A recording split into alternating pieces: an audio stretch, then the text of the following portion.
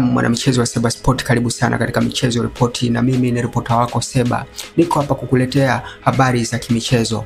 Beki wa kimataifa anayecheza soka la kulipwa kule nchini Sweden, Adam Kasa, ameingia kwenye kinyang'anyiro cha kuwania tuzo ya beki bora wa msimu.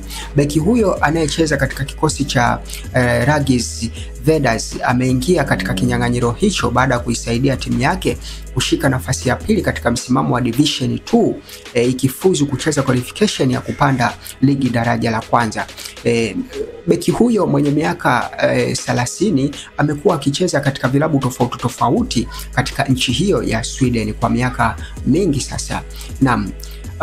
Anacheza katika kikosi hiko cha Ragis Vedas kama foreigners player pekee, akiwa mchezaji wa kigeni pekee katika kikosi hicho, kikosi ambacho kina size squad wachezaji 15 na wastani wa umri ni miaka 26, na foreigners player kama nilivyokuambia ni mmoja tu ambaye ni Adam Kasa, Mtanzania huyu.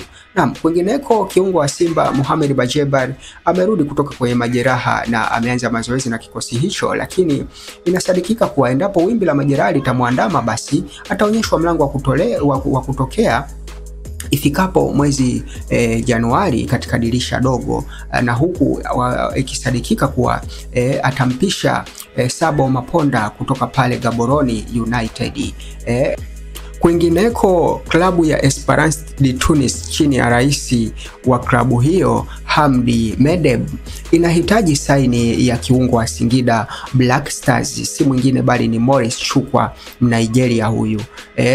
Inasadikika kwamba klabu hiyo inatarajia kutuma ofa ya milioni 600 za Kitanzania kuhitaji saini ya kiungo huyo. Lakini kimataifa pia Carlos Baleba akiwa pale Brighton Albion yuko mbioni kutoa taarifa kunako kikosi hicho kwamba anahitaji kuondoka ifikapo mwezi Januari katika dirisha dogo la usajili. Asante sana, hii ni Seba Sport.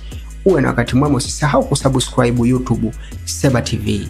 Asante sana kwa wakati wako.